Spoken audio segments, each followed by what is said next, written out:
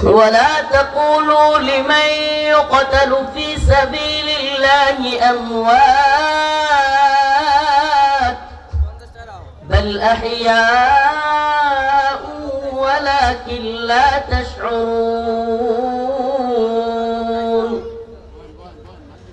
ولنبلونكم بشيء من الخوف والجوع ونقص من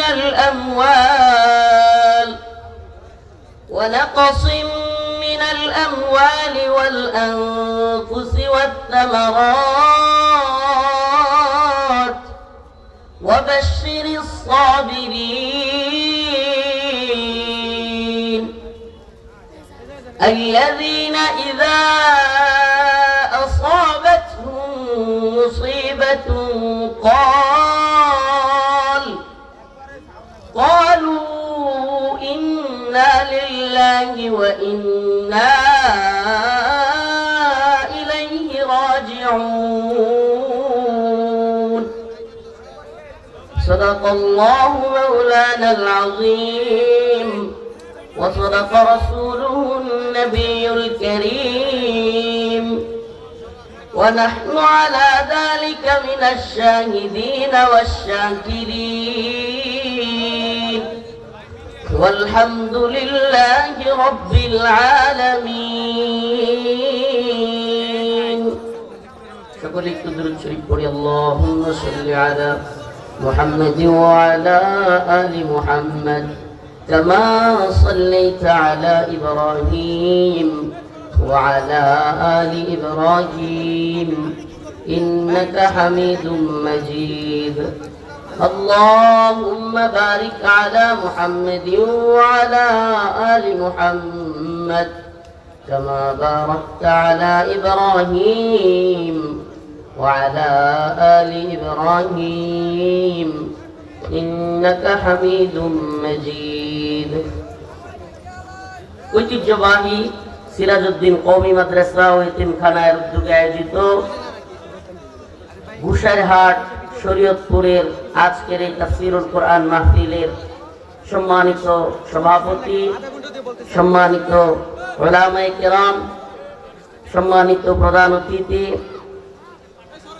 উপস্থিত আছেন শ্রদ্ধেয় উলামায়ে কেরাম, মুরব্বিয়ান আযম, কোরআন সুন্নাহ থেকে কিছু কথা বলবার এবং শুনবার জন্য এত সুন্দর ব্যবস্থাপনা করে দিয়েছেন, সেজন্য অন্তরের অন্তঃস্থল থেকে কালিমাতুশ শুকুর আদায় করে স্বতঃস্ফূর্ত আওয়াজ করে একবার বলি আলহামদুলিল্লাহ। আরো জোরে আওয়াজ করে বলি আলহামদুলিল্লাহ। এই কনকনে শীতের মধ্যেও গতকালকে আমার প্রোগ্রাম ছিল লক্ষ্মীপুরে, ফেরি দিয়ে আসছি আপনাদের এলাকায়। ফেরি দিয়ে আসতে যেই পরিমাণে কষ্ট হয়েছে, এদিকে যেই পরিমাণে ঠান্ডা, যাক আমাদের এই সকল কষ্ট একমাত্র কার জন্য? কার জন্য? আল্লাহর জন্য। এই দুনিয়ায় আমরা বাঁচবো, এই দুনিয়া থেকে আমরা চলে যাব, এই দুনিয়ায় আমরা কুরবানি করব, এই দুনিয়ায় আমরা নামাজ পড়ব, এই দুনিয়ায় আমরা রোজা রাখবো, কিংবা এই দুনিয়ায় যাবতীয় ভালো কাজ করব একমাত্র কার জন্য? কুল ইন্না সালাতি ওয়া নুসুকি ওয়া মাহইয়ায়া ওয়া মামাতি লিল্লাহি রাব্বিল আলামিন। নিশ্চয় আমার নামাজ, আমার কুরবানি, আমার হায়াত, আমার মৃত্যু সবকিছু কার জন্য? সবকিছু আল্লাহর জন্য। সুবহানাল্লাহ। তাইলে এই দুনিয়ায় কোনো কিছু পাওয়ার জন্য যেমন খুব বেশি এক্সাইটেড, কিংবা দুনিয়া প্রেম, দুনিয়ার প্রতি খুব বেশি আসক্তি, কিংবা দুনিয়ার প্রতি লালায়িত হয়ে একেবারে হতাশায় নিমজ্জিত হওয়া, এগুলা যেমন আসবে না, তেমনি কোনো কিছু না পাইলে, কোনো কিছু পাইলে যেমন একেবারে এক্সাইটেড কিংবা অনেক কিছু হয়ে গেছে এরকম থাকবে না, না পাইলেও আফসোস থাকবে না। কেন? কারণ আমি জানি আমি ততটুকু পাবো যতটুকু আমার আল্লাহ চান, আমি ততটুকুই পাবো যতটুকু কে চান, আর আমি ততটুকু কখনোই পাবো না যতটুকু আমার বরাদ্দে নাই। সুবহানাল্লাহ। এই বিশ্বাস, এই আস্থা যদি কোনো মুমিনের অন্তরে থাকে, জীবনে কোনোদিন সে হতাশায় ভুগবে না। প্রিয় ভাইরা আমার, আমি আপনাদের সামনে সূরাতুল বাকারা থেকে 153 এবং 154 নম্বর আয়াত কারিমা তিলাওয়াত করেছি। যেহেতু শৈত্য প্রবাহ চলছে, ঠান্ডা, এই ঠান্ডার মধ্যে আইসা আমার শরীর খুব খারাপ লাগতেছিল। মাগরিবের পর থেকে শুয়েছিলাম, আলহামদুলিল্লাহ এখন কিছুটা ভালো লাগতেছে। তো লম্বা আলোচনা করবার সুযোগ নাই।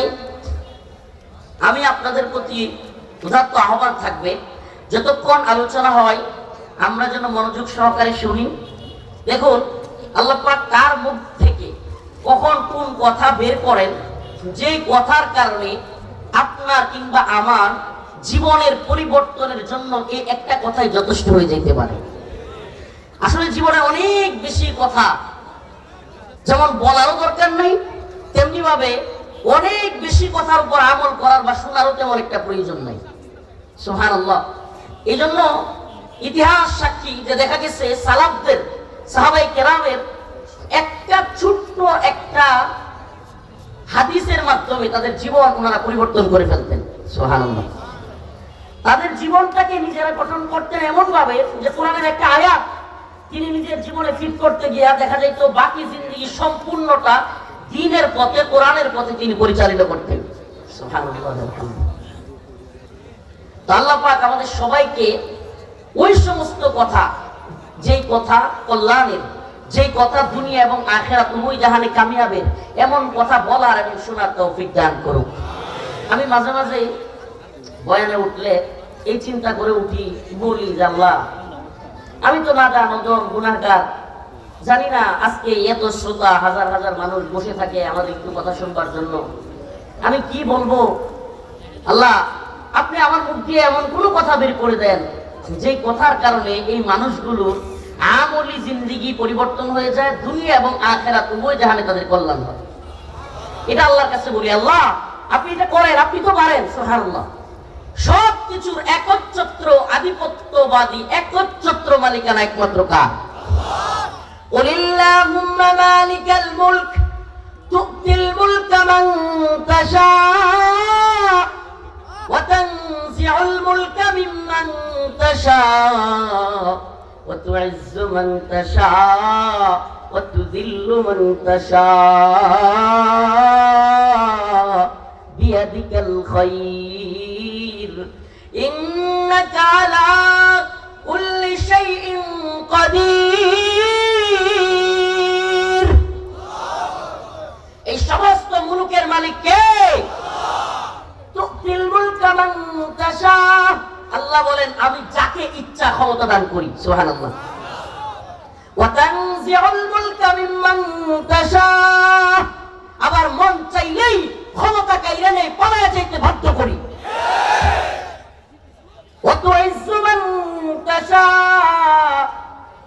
আমি আল্লাহ চাইলেই ওই বেরি পড়ানেওয়ালা মানুষদেরকে, যাদেরকে বেরি পড়ানো হয়েছিল, গরুর রশি লাগানো হয়েছিল, যাদেরকে হেলমেট লাগানো হয়েছিল, যাদের পায়ে রশি লাগিয়ে, হাতে পায়ে বেরি লাগিয়ে টেনে হিচড়ে কোর্টে নেওয়া হয়েছিল, আমি চাইলে তাদেরকে লাখো মানুষের, কোটি মানুষের ভালোবাসার পাত্র বানাইতে পারি।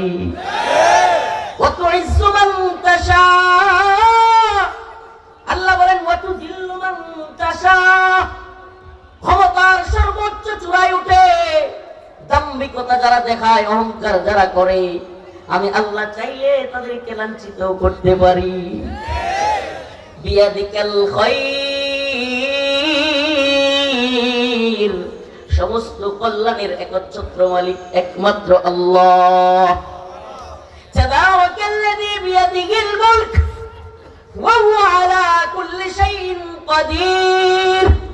আল্লাহ নিজের বরত্বের জয়গান কোরআনের মধ্যে নিজেই বলতেছেন যে আমি বরত্বের মালিক, আমি সমস্ত ক্ষমতার মালিক, আমি একচ্ছত্র আধিপত্যের মালিক, আমি সুপার পাওয়ার। পৃথিবীর কোন সুপার পাওয়ারের কাছে তোমাদের মাথা নত করবার দরকার নাই। ভারতকে ভয় পাওয়ার তোমাদের দরকার নাই, আমেরিকাকে ভয় পাওয়ার তোমাদের দরকার নাই, চীন রাশিয়াকে ভয় পাওয়ার তোমাদেরকে দরকার নাই। একমাত্র আমাকে ভয় করো। পৃথিবীতে যারা একমাত্র আমাকে ভয় করবে আমি তাদেরকে বিজয় দান করব। তাবারাকাল্লাযী বিয়াদিহিল মুলক ওয়া হুয়া আলা কুল্লি শাইইন কাদির। আল্লাহ আল্লাহু লা ইলাহা ইল্লা হুয়াল হাইয়ুল কাইয়্যুম লা তাখুযুহু সিনাতুন ওয়ালা নাওম লাহু মা ফিস সামাওয়াতি ওয়া মা ফিল আরদ।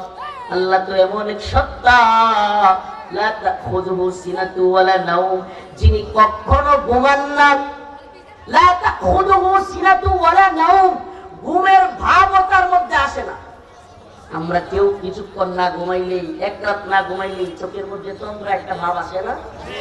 কিন্তু আল্লাহ পাক বলেন লা তাখুযুহু সিনাতুন ওয়ালা নাওম, ঘুম তো আসেই না, ঘুমের ভাবও আল্লাহর মধ্যে আসে না। আল্লাহর বরত্বের জয়গান। আরে জীবন নতুন করে ফিরে দিচ্ছেন কে? এই যে আপনাদের এলাকার সন্তান, সুবহানাল্লাহ। একসাথে ছিলাম ভাইয়ের সাথে, দীর্ঘদিন একসাথে পাশাপাশি রুমে একসাথে নামাজ পড়তাম, একসাথে খাইতাম, একসাথে কিতাব তালিম করতাম। তো একটা ছোট্ট নজরিয়া আজকের এই আয়াতের সাথে মিলায়া আপনাদের সামনে পেশ করি একটা ওয়াকিয়া। সুবহানাল্লাহ, আল্লাহ আমাদেরকে কিভাবে নতুন জীবন দিয়েছে এই জিনিসটা বুঝাইতে হলে আজকের সূরাতুল বাকারার 152 নম্বর আয়াতের সাথে একটু মিলাইতে পারবেন। তখন আপনারা কেন উঠাউঠিটা করতেছেন? বারবার বলছি যে ভাই আপনারা বসেন, উঠাউঠি করেন না। বয়ানের মাঝখানে যদি কেউ উঠাউঠি করে তখন আলোচনার ইয়া অন্যদিকে চলে যায়। আল্লাহ তাআলা আপনাদের বোঝার তৌফিক দান করুন। আল্লাহ বলতেছেন ইয়া আইয়ুহাল্লাযীনা আমানুস্তাঈনু বিস-সাবরি ওয়াস-সালাহ ইন্নাল্লাহা মা'আস সাবিরিন। আল্লাহ বলতেছে হে ঈমানদাররা, তোমরা আল্লাহর কাছে চাইবা কার কাছে? এই দুনিয়ার কারো কাছে চাওয়ার দরকার নাই, একমাত্র চাইবা কার কাছে?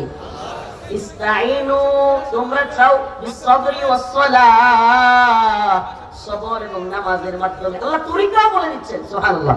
আল্লাহ তাআলা তরিকাও বলে দিচ্ছেন আমরা কিভাবে চাইবো আল্লাহর কাছে। আরে ভাই এই দুনিয়ায় যার কাছে আপনি চান, একদিন চাইবেন, 2 দিন চাইবেন, তৃতীয় দিন তার মন ক্ষুণ্ণ হবে, এমনকি সে যদি কিছু নাও বলে আপনাকে দিবে ঠিক, কিন্তু তৃতীয় দিনের পরে তার সন্তান, তার স্ত্রী কিংবা আশপাশ থেকে কেউ বলবে দেখছি তুমি তো অমুকের কাছ থেকে নিয়েছো, ওটা দিবে কি দিবে না? কষ্ট দিবে কি দিবে না? অথচ আমার আল্লাহ जो न मांगे उससे तू बेजार रही, सुभानअल्लाह। যে চায় না আল্লাহ তার প্রতি রাগান্বিত হয়। ইয়া ইবাদিয়াল্লাযীনা আসরাফু আলা আনফুসিহিম লা তাকনাতু মির রাহমাতিল্লাহ। আল্লাহ বলেন যারা আমার রহমত থেকে নিরাশ হয় আল্লাহ তাদের প্রতি আরো রাগান্বিত হন। আল্লাহর রহমত থেকে কোনো বান্দা যদি নিরাশ হয় এটা কবিরা গুনাহ। উলামায়ে কেরামের মুখ থেকে শুনে নেবেন। আল্লাহর রহমত থেকে যে আমি অনেক গুনাহ করে ফেলছি, আমি অনেক ভুল করে ফেলছি, আমি অনেক ত্রুটি করে ফেলছি, আল্লাহ কি আমারে ক্ষমা করবে? হায়রে আমি মনে হয় মাফ পাবো না, আমার আর নামাজ পড়ে কি হবে, আল্লাহর কাছে ক্ষমা চাই কি হবে, এই ধরনের চিন্তা চেতনা রাখা কবিরা গুনাহ। আল্লাহ পাক কোরআনে সুস্পষ্ট নিষেধ করেছেন ইয়া ইবাদিয়াল্লাযীনা আসরাফু আলা আনফুসিহিম লা তাকনাতু মির রাহমাতিল্লাহ। হে বান্দা আমার রহমত থেকে নিরাশ হয়ো না। আরে তুমি তো দুনিয়াতে দেখেছো তোমাদের অফিসের মালিক, তোমাদের অফিসের বস কলকারখানায় কিংবা কোম্পানিতে, ব্যবসায়িক বিভিন্ন প্রতিষ্ঠানে কিংবা যে কোনো জায়গায় ডিপার্টমেন্টে তুমি চাকরি করো, একদিন যদি তুমি অফিসে না যাও তোমার বকা দেয়া হয়, দ্বিতীয় দিন যদি একই ভুল করো তোমাকে গালি দেয়া হয়, বলা হয় আর আসার দরকার নাই, তৃতীয় দিন যদি একই ভুল আবারও করো তোমাকে ঘাড় ধাক্কা দিয়ে বের করে দেওয়া হয়। যতই ক্ষমা চাও, যতই বলো যে আর হবে না, তোমাকে ক্ষমা করা হয় না। কিন্তু আমার আপনার এমন একজন মালিক আছেন যে মালিকের কাছে একটা, দুইটা, তিনটা, চারটা না হাজারো লাখো ভুল যদি কোনো ব্যক্তি করে ফিরে আসে, আমার আল্লাহ তো ডাকছেন ফাফিরু ফাফিরু ইলাল্লাহ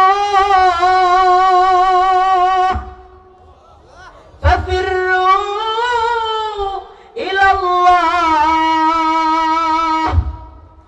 আমার আল্লাহ ডাকেন বান্দা আয় আয়, একটা নয়, দুইটা নয়, 100 নয়, 1000 নয়, যত গুনাহ আমি আপনি করি, আমাদের এমন একজন মালিক আছেন, এমন একজন রব আছেন যার কাছে চাইলে একবার যদি চোখের পানি ছেড়ে দিয়া কোনো বান্দা মন থেকে চায় আল্লাহ যত গুনাহ করেছি আর করব না, আমারে মাফ করে দেন, যত ভুল হয়েছে ক্ষমা করে দেন।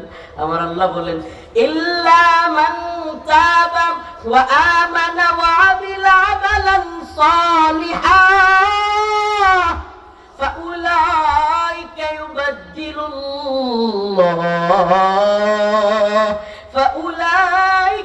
ইউবাদদিলুল্লাহু সাইয়্যাতিহিম হাসানাত। সুবহানাকা ইয়া রাব উহিব্বুকা ইয়া রাব। আল্লাহ আপনাকে আমরা ভালোবাসি, আল্লাহ আপনি আমাদেরকে ক্ষমা করেন, বলেন আমিন। আল্লাহ বলেন যে একটা না দুইটা না হাজারো লাখো গুনাহ কইরা যদি একবার ইয়া আইয়ুহাল্লাযীনা আমানু তুবু ইলাল্লাহি তাওবাতান নাসুহা, একবার তাওবাতুন নাসুহা করতে পারো, চোখের পানিগুলো ছেড়ে দিয়ে যদি আমি আল্লাহকে ডাক দাও, আল্লাহ আর গুনাহ করব না, নেক আমলের দিকে ফিরে আসব, আল্লাহ সমস্ত গুনাহ ছেড়ে দিলাম, আমি আজকে থেকে আপনাকে সিজদা করব, আমার মালিক কই ফাউলাইকা ইউবাদদিলুল্লাহ ফাউলাইকা ইউবাদদিলুল্লাহ। উলামায়ে কেরাম এখানে উপস্থিত, ফাউলাইকা ইউবাদদিলুল্লাহ। আরে দুনিয়ার কোনো বক্তার কথা না, দুনিয়ার কোনো মুফতির কথা না, দুনিয়ার কোনো শাইখুল হাদিসের কথা না, দুনিয়ার কোনো ওলিয়া উলিয়া গাউস কুতুব সাহাবী তাবেঈ এমনকি নবীদের কথা না, স্বয়ং আমার আল্লাহ বলছেন ফাউলাইকা ইউবাদদিলুল্লাহ। ও শরীয়তপুরের মুসলমান, ও যুবক, যত গুনাহ তুমি করে ফেলো, আমার রব বলেন একবার যদি কেউ খাঁটি তওবা করে, 1 লক্ষ গুনাহগারের 1 লক্ষ গুনাহকে আমি 1 লক্ষ নেকি দ্বারা পরিবর্তন করে তারা জান্নাতে দিয়ে দেব। সুবহানাকা ইয়া রাব। এমন দয়ার মালিক দুনিয়ায় কোন আছে? 3-4 দিন ভুল করলে মাফ কইরা বোনাস দিবে এমন কোন অফিস পৃথিবীতে আছে? 4 দিন একটানা ভুল করলে এরপরের দিন গেলে কানে দইরা উঠবস করাইয়া এরপরে বিদায় করাবে। দুনিয়ার কোন অফিস আদালতের কোন মালিক বেতন দিবে আবার অফিসে বোনাস দিবে? অসম্ভব। এটা চিন্তা করাও, কল্পনা করাও। কেননা এই দুনিয়ার মানুষের ক্ষমা করার একটা লিমিট আছে, এই দুনিয়ার মানুষের সহ্য করার একটা লিমিট আছে, এই দুনিয়ার মানুষের কোনো কিছু দেওয়ারও একটা লিমিট আছে। কিন্তু আমার রব, আমার মালিকের, আপনার মালিকের, আপনার রবের দেওয়ার কোনো লিমিট নাই, ক্ষমারও কোনো লিমিট নাই। সুবহানাল্লাহ বলবেন না? আল্লাহর কাছে চাইলে যে পাওয়া যায়। একটা ঘটনা কইতাম, আমার সাক্ষী আমার ভাই আছে এখানে উপস্থিত। একটা ছোট্ট ঘটনা আপনাদেরকে শোনাই। কারাগারের কয়েকবার হাইকোর্টের জামিন বাতিল হয়ে গেছে। সর্বোচ্চ আদালত কোনটা? বাংলাদেশের সর্বোচ্চ আদালত হাইকোর্ট, সুপ্রিম কোর্ট, তাই তো? আমার ভাইয়ের রুমে ছিলাম, আসলাম গেইটে, ওমা আইসা একটা আজব ঘটনা শুনি যে 7টা গোয়েন্দা সংস্থার ক্লিয়ারেন্স ছাড়া আমাকে ছাড়বে না। কয়টা? মানে আদালত জামিন দিচ্ছে, আদালতের কাগজও চলে আসছে, কিন্তু আমরা চাইলেই বের হইতে পারবো না, গোয়েন্দা সংস্থার ক্লিয়ারেন্স লাগবে। ডিবি, এসবি, সিটিটিসি, এটিও, র্যাব, ডিজিএফআই, এনএসআই, মানে সকল গোয়েন্দা সংস্থার ক্লিয়ারেন্স লাগবে, তারপরে যাব। ওইখানকার জেলারকে বললাম যে ভাই আমার একটু বসায় রাখলেন, সেই বিকেল আসর থেকে 4টা থেকে 6টা পর্যন্ত 2 ঘন্টা, আমাকে কি ছাড়বেন না? হুজুর আপনার 4টা ক্লিয়ারেন্স আসছে, আরো 3টা লাগবে, তারপরে আপনি বের হতে পারবেন। আমি মনে মনে একটা সংশয় এবং ভয় নিয়ে জিজ্ঞেস করলাম যে আমার মধ্যে খালি একটা জিনিস কাজ করতেছে, হাইরি আগের বার হাইকোর্টে যখন জামিন বাতিল হয়েছে, আমার আম্মা যেই পরিমাণ কান্নাকাটি করছে, স্টুক করার মতো অবস্থা। এই মহিলা আজকে যদি শুনে যে গেটের পাশেই আমার কাপড় চোপড় নিয়ে আসছি এবং মেন গেটে নিয়ে আসছে, আমার মামা, আমার চাচা, আমার ভাই সবাই গেটের সামনে দাঁড়ায় আছে, এই যে আমি এখানে, ওনারা মনে করেন যে এই বাজারে এতটুকু দূরত্বে তারা, এই অবস্থায় যদি আবার ফিরে দেয় আমার আম্মার কি হবে? আমার খালি এই পেরেশানি, আম্মা কি ঠিক কিনা, আল্লাহ না করুক মাকে, এটা জেলখানে সকলের এই হালতটা হয় যে মারে গিয়ে বাইরে পাবো কিনা, বাবাকে গিয়ে পাবো কিনা, এই টেনশনটা আমাদের সবার মধ্যে কাজ করে। তো বলতেছে 3টা ক্লিয়ারেন্স না হইলে আপনার আবার ভিতরে চলে যেতে হবে। আপনি চিন্তা করতে পারেন ওই সময় মাথা কেমন হয়, হায়রে কি করবো, কি পেরেশানি। সুবহানাল্লাহ। দেখুন আমি এদিক সেদিক খেয়াল না করে, নাহিদ নামে একজন কারারক্ষী ছিল, তারা বললাম যে ভাই নামাজ খানাটা কোথায়? মাগরিবের নামাজের সময় হয়ে গেছে। মাগরিবের নামাজে গিয়ে দাঁড়াইলাম, নামাজে দাঁড়াইয়া চোখের পানি ওজুরে পড়তেছে, নামাজ শেষ করে দোয়া ধরলাম, আল্লাহরে বললাম আল্লাহ আপনি তো দুনিয়ার সকল ক্ষমতার মালিক, সমস্ত কিছু তো আপনার হাত দিয়া হয় আল্লাহ, আপনি চাইলে তো সব সম্ভব। আল্লাহ কোর্ট করছি আল্লাহর কাছে, এইভাবেই কান্না করে বলতেছে আমি তো গুনাহগার, আমি মালিক আমার মার জন্য বড় টেনশন হচ্ছে। আল্লাহ আজকে যদি শুনে তার সন্তানকে আবার গেট থেকে দিয়ে দিচ্ছে, আমার মা টিকবে না। আল্লাহ আল্লাহ আমার মা আল্লাহ খাবার রান্না করে বসে আছে। আল্লাহ এইভাবে কান্না করে চোখের পানি চাইরা চাইরা বলছে, আল্লাহ আল্লাহ এই দোয়া শেষ করে সালাম ফিরাই যেন দেখি আল্লাহ আমার সব ক্লিয়ারেন্স হয়ে গেছে। আল্লাহ আপনি কবুল করেন। আল্লাহ আল্লাহ দুনিয়ার কোনো ক্ষমতাসীনের পাওয়ার নাই, আপনি যদি আমার রিজিক রাখেন দুনিয়ার কোনো ক্ষমতাসীনের পাওয়ার নাই আমারে আটকায়। সত্যি বলবো, নাম ধরে বলছি, আল্লাহ হাসিনার পাওয়ার নাই, আপনি যদি উপরে লিখে ফেলেন যে আমার মায়ের রান্না করা খাবার আমি খাবো, পাওয়ার নাই আমাকে আটকায় রাখা। সুবহানাল্লাহ, দুই দিকে খালি সালাম ফিরাইছি। সুবহানাল্লাহ, আল্লাহকে সাক্ষী রেখে বলছি। কারারক্ষী নাহিদ পিছন থেকে বলতেছে, হুজুর আপনার সব ক্লিয়ারেন্স হয়ে গেছে, তাড়াতাড়ি আসেন। সুবহানাকা ইয়া রাব্ব। ওই দিন সুবহানাল্লাহ আমার কাছে যেটা ফিল হয়েছে যে আমার আল্লাহ চাইলে, মালিক চাইলে যে সব সম্ভব। অনেকে মনে করবেন হুজুর গেটে কাপড় চোপড় নিয়ে আসতে আপনাকে তো সার দেই না। আমাদের অনেক নেতাকে এইভাবে কাপড় চোপড় সহ আবার ভিতরে বলে দিচ্ছে 6 মাস 1 বছর চলে গেছে, আবার 6 মাস 1 বছর, কোনো জামিনের খবরই নেই। প্রিয় ভাইরা আমার, তো আপনার আমি আসলে বলি, আজকে বলেই ফেলি, আল্লাহ মাফ করুক। আমাদের মধ্যে একটা বদ ধারণা থাকতে পারে, আমি কখনো আমার কোনো বয়ানে কোনো আলোচনায় আপনারা পাবেন না যে কোনো রাজনৈতিক নেতার হুজুর কোনো প্রশংসা করতেছে, পাবেন না। এটা প্রশংসা নয়, কিন্তু একটু বাস্তব কারগুজারি আমাকে আজকে বলতেই হচ্ছে।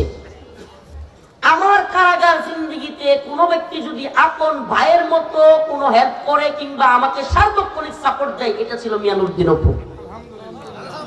আপন ভাইয়ের মতো। এমনকি আমাদের যে সমস্ত ওলামায়ে কেরাম ছিল, আলহামদুলিল্লাহ, যেহেতু কারাগারের স্মৃতিগুলো মনে পড়ছে বাইকে দেখে, এমনকি একজন আলেম মনে করেন কোনো বিপদে পড়ছে, সাথে সাথে সে কোন দলের, মুফতি আমির হামজা ভাই হোক, মাওলানা মামুনুল হক সাহেব হোক, যে কোনো দলের হোক, যেই লোকটা আর্থিকভাবে হোক, প্রশাসনিক সাপোর্ট দেয়া হোক, সামনে থেকে হোক, আড়াল থেকে হোক, সাপোর্ট দিছে, এটা আমাদের ভাই মিয়ানুদ্দিন অপু। এই দেশের আলেম সমাজ কারাগারে ভাইয়ের অবদান ভুলতে পারবে না। এবং আলেমদের সাথে ওনার এত সুন্দর সম্পর্ক যে প্রত্যেক আলেম ওনার সাথে যোগাযোগ রাখে এবং সবার সাথে উনিও যোগাযোগ রাখে। এই জিনিসটা একটা বিশেষ ভাইয়ের গুণ। আমি জীবনে সবচাইতে যেটা খুশি, আল্লাহর ঘর কাবা দেখতে পাচ্ছি আমার এই ভাইয়ের জন্য। এই জন্য আমি সব সময় তার জন্য, তার পরিবারের জন্য দোয়া করি। 5ই আগস্টের পরে আমার পাসপোর্ট হয় না, আগে তো হয় নাই, পাসপোর্ট হয় না, আমাকে পাসপোর্ট দিবে না। অনেক স্বপ্ন, আল্লাহ কাবাটা দেখবো, আল্লাহ রসুলের রওজা দেখবো, দোয়া করি খালি। পাসপোর্ট দেয় না, 5ই আগস্টের পরেও পাসপোর্ট কে আছে, দেয় না। তখন আলহামদুলিল্লাহ যে আমার এই ভাইয়ের বদৌলতে, তার সাথে, ওনার সাথে এবং ওনার প্রচেষ্টায় আমি বাইতুল্লাহ প্রথমবারের মতো দেখতে পাচ্ছি।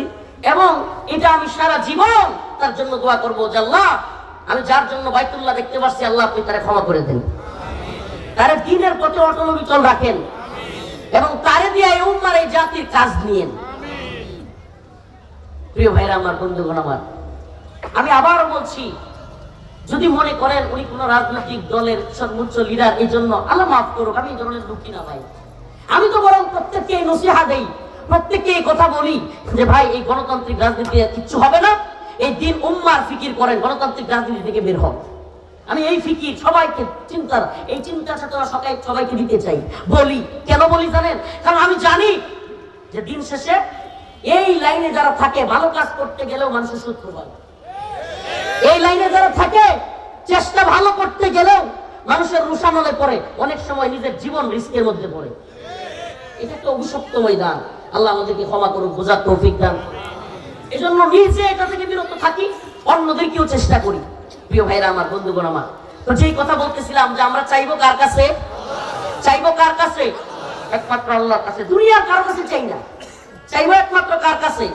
আরে আমি যদি আল্লাহর কাছে চাইতে পারি, আল্লাহর কাছে যদি চাইতে পারি, আমার ভাইকে মিলাই দিবে, উনি না হইলে আরেকজনকে হলে আল্লাহ মিলাই দিবে। ঠিক কি ঠিক না? আর না হয় যদি এক কেন্দ্রিক হয়, পৃথিবী কেন্দ্রিক হয়, চাহাত যদি দুনিয়া কেন্দ্রিক হয়, আল্লাহ না করুক আগামীকালকে ওই লোকটা আপনার আগে চলে যেতে পারে কি পারে না?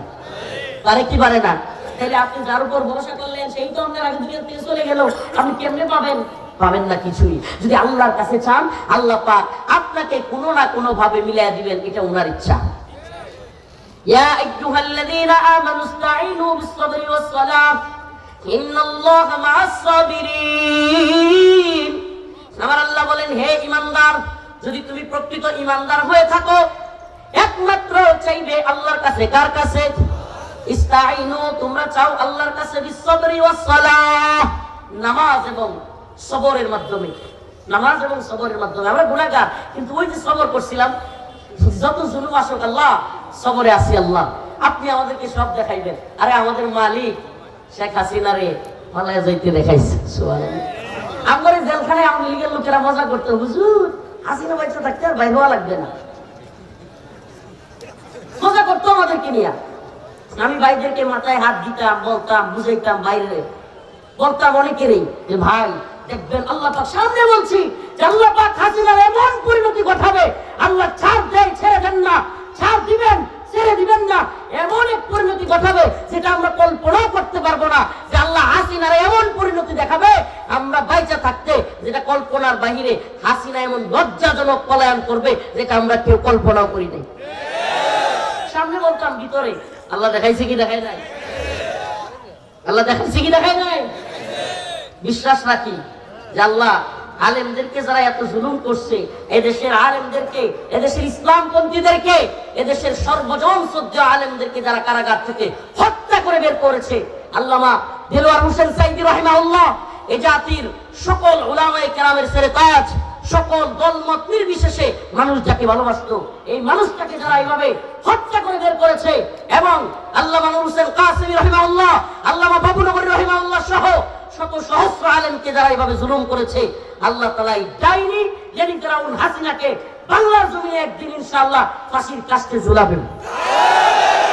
আল্লাহ চাইলে পারে কি পারে না?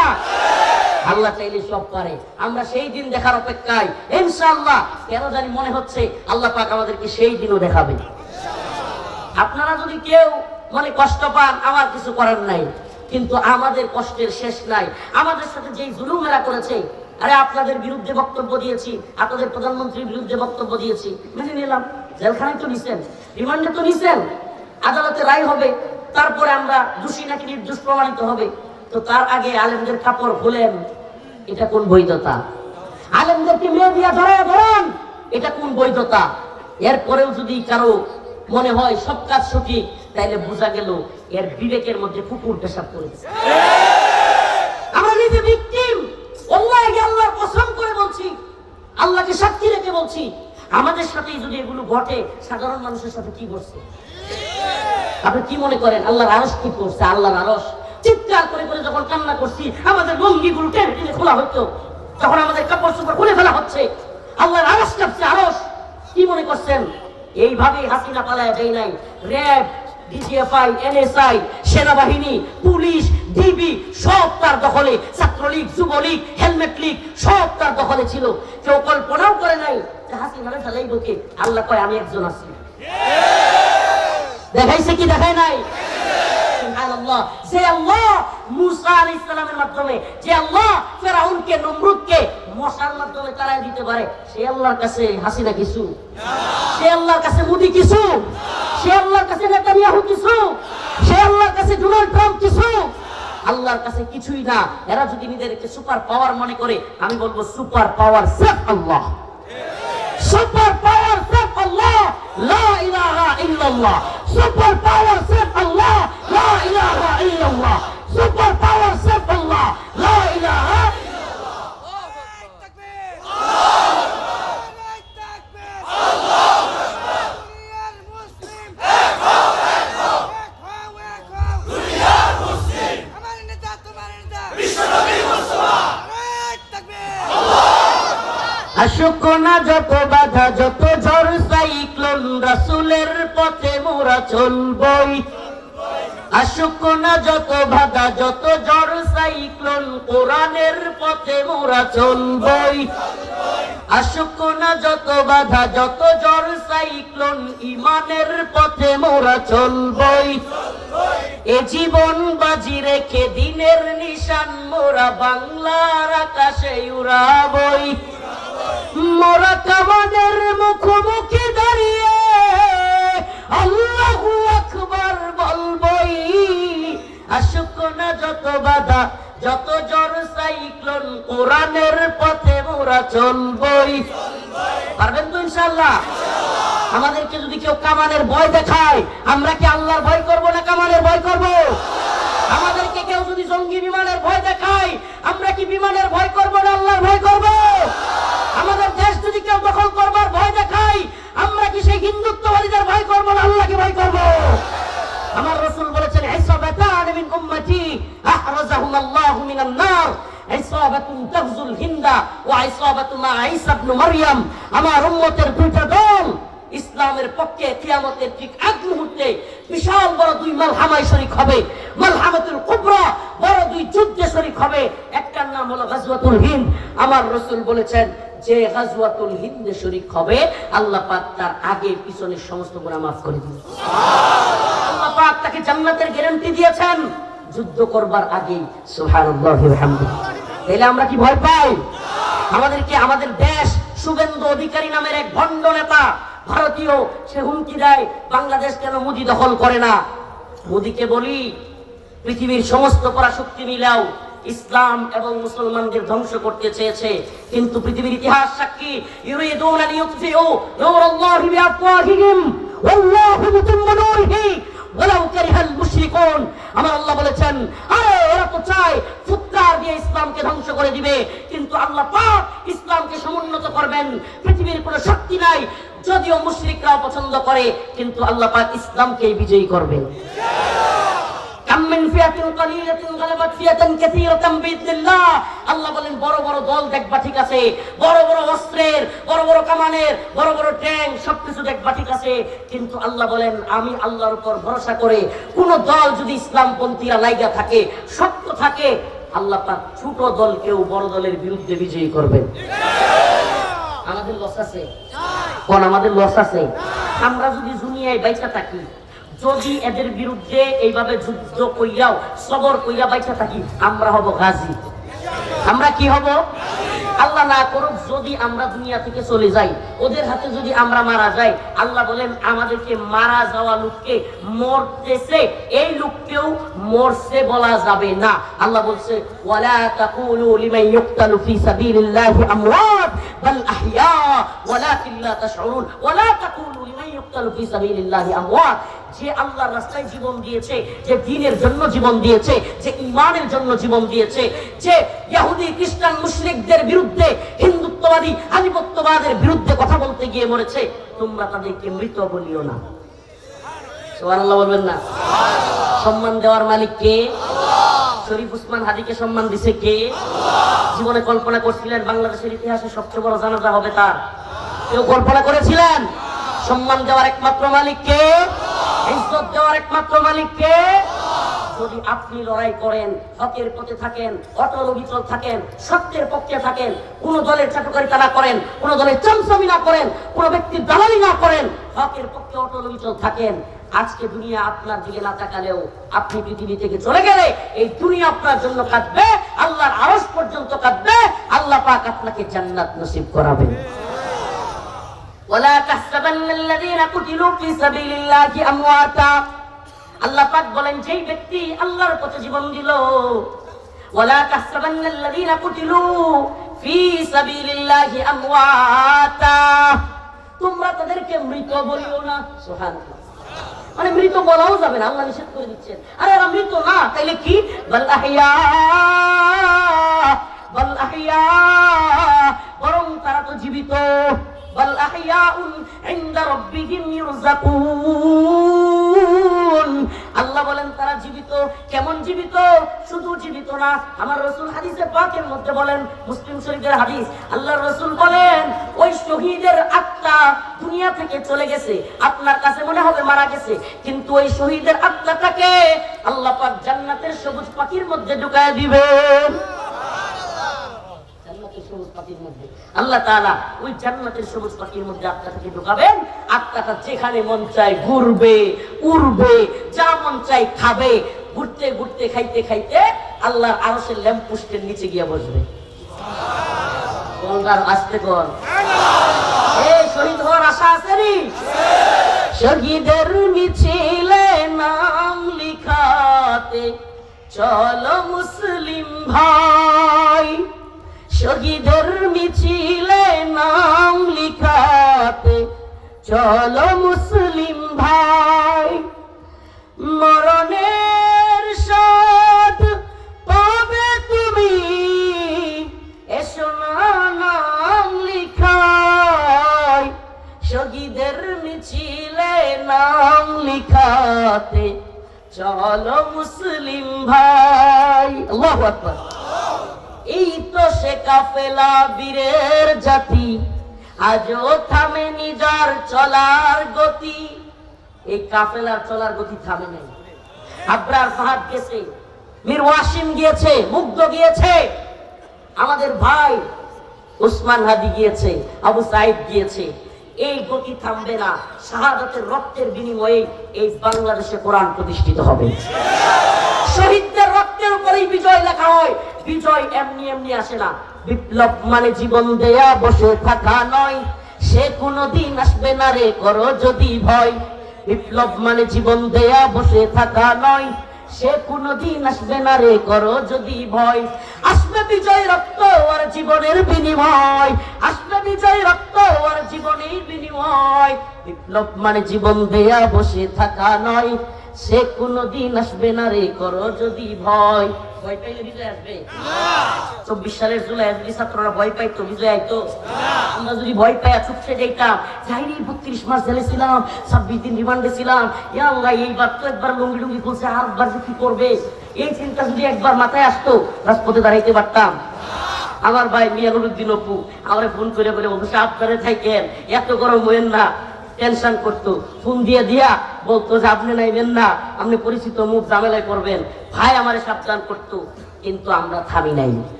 এটা উনি অবশ্যই আমাকে নিয়ে পেরেছেন। আমার মাও টেনশন করতো।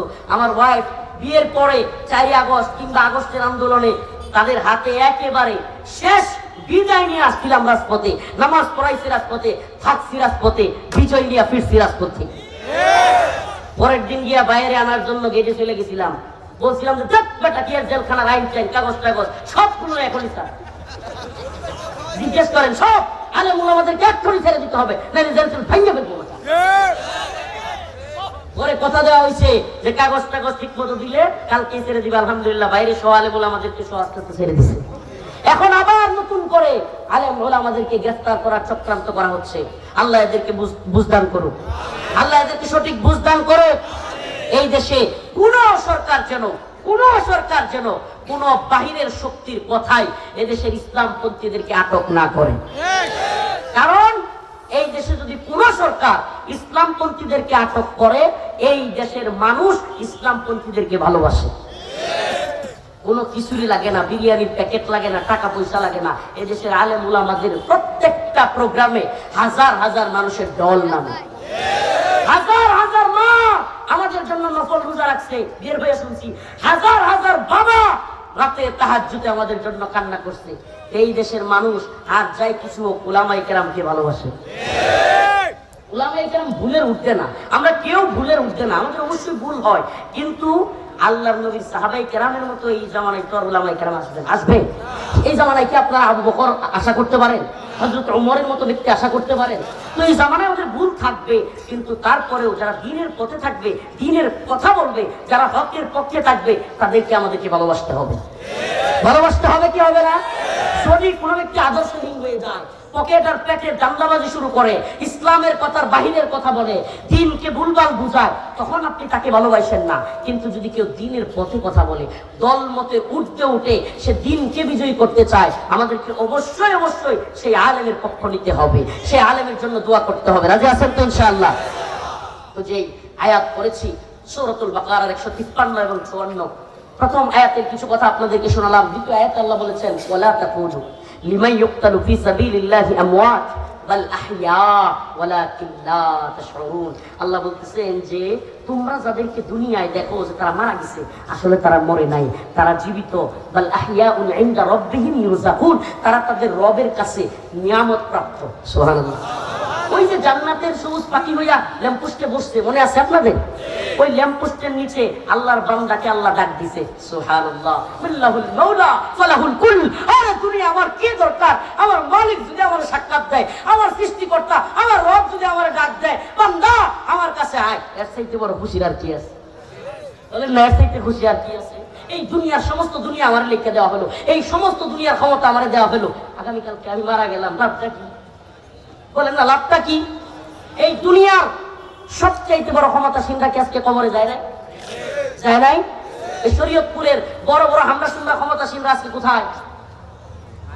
মানুষের জুলুম করা হয় কবরে, নাইলে হয়েছে করতে।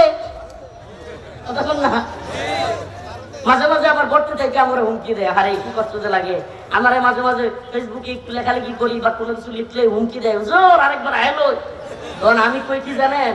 আমি কই, আরে তোদের মা আসি না বাচ্চা থাকতেই র্যাব সেনাবাহিনী সব থাকতেই কইছি প্রচুর প্রধানমন্ত্রী মানে।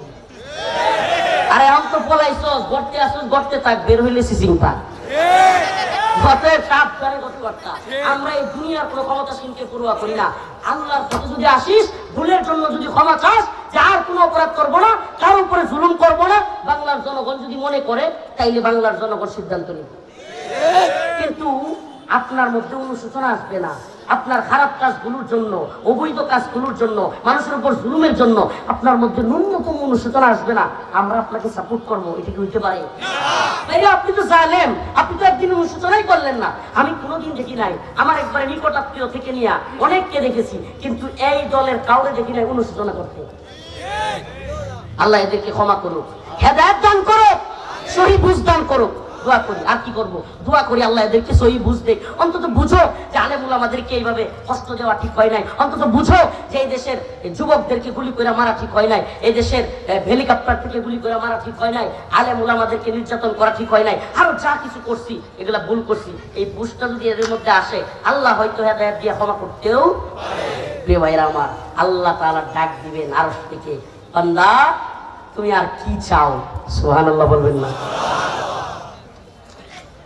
সম্ভাব্য প্রধানমন্ত্রী কিংবা বর্তমান প্রধান উপদেষ্টা উনি যদি ডাক দিয়ে কাউরে খালি কয় তুমি কি চাও, খুশিতে গদগদ হইয়া নাচতে থাকবেন। এই দুনিয়াদাররা কথার কথা যদি বর্তমানে বিএনপির ভারপ্রাপ্ত চেয়ারম্যান সাহেব কারো ডাক দিয়ে নিয়ে কয় যে আপনি কি চান বলেন, হ্যাঁ রে খুশিতে নাচানাচি করতে করতে বেহুশ হয়ে যেতে পারে। আর আল্লাহ ডাক দিয়া বলবে, আল্লাহ তিনি সমস্ত ক্ষমতার মালিক, তিনি ডাক দিয়া বলবেন, বান্দা তুমি আর কি চাও? সুবহানাল্লাহ। ওই দিনটা আল্লাহ আমাদের সবাইকে নসিব করা, সবাইকে আল্লাহ তাআলা ওই দিনটাই আল্লাহ আমাদেরকে যেন খাস করে ডাক দেয়, বান্দা তুমি কি চাও? শহীদ বান্দা বলবে, আল্লাহ যা চাই নাই তার চাইতেও বেশি আপনি আমাকে দিয়েছেন। সুবহানাল্লাহ।